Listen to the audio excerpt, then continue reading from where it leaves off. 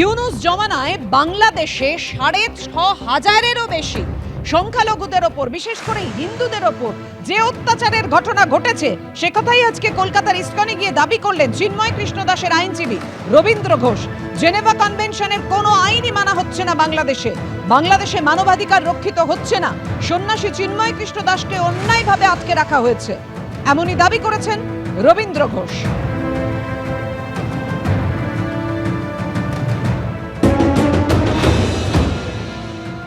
আমি জেনেছি যে ৬,৬৫৩টা ঘটনা ঘটেছে।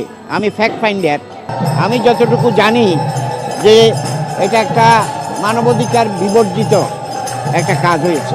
আমার কথা হলো নিরাপত্তা বলতে আমরা জানি চিন্ময় কবু কোনো সেডিশন কেজের আসামি হতে পারে না।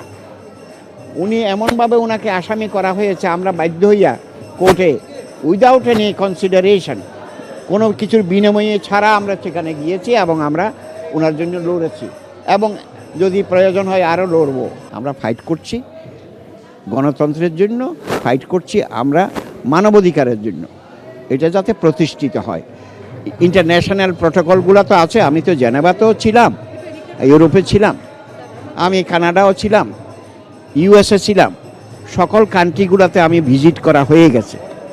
এখন কথা হলো তারা যদি ইন্টারন্যাশনাল আইনগুলো না মেনে চলে সেখানে তো আমাদের করার কিছু নাই। বছরের পর বছর ধরে সন্ন্যাসী চিন্ময় কৃষ্ণ দাসকে বন্দী করে রাখতে চাইছে ইউনুস সরকার, রবীন্দ্র ঘোষ আরও বলেন। এবং তিনি বলছেন যে বিচার ছাড়াই সন্ন্যাসীকে বন্দী রাখা যাবে, এটাই মনে করছে বাংলাদেশের অন্তর্বর্তীকালীন সরকার। সন্ন্যাসীকে বন্দী রাখার ঘটনা প্রভাব ফেলেছে আন্তর্জাতিক মহলে, এমনই অভিযোগ বন্দী সন্ন্যাসীর আইনজীবী রবীন্দ্র ঘোষের।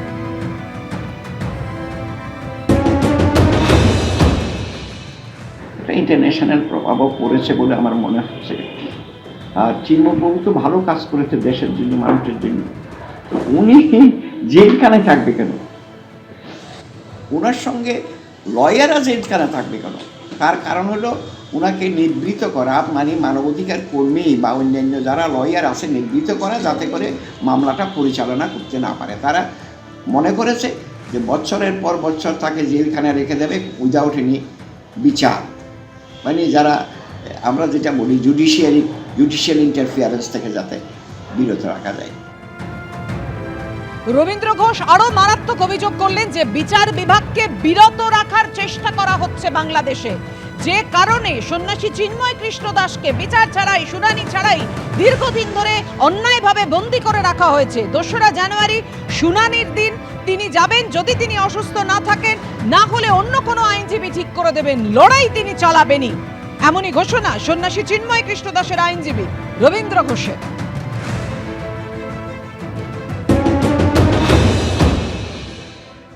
আমি চেষ্টা করব, অসুস্থতার কারণে যদি যেতে না পারি সেটা অন্য কথা, কিন্তু আমার এইমস অ্যান্ড অবজেক্টিভস, আমি কিছু লয়ার এঙ্গেজ করে দেবো।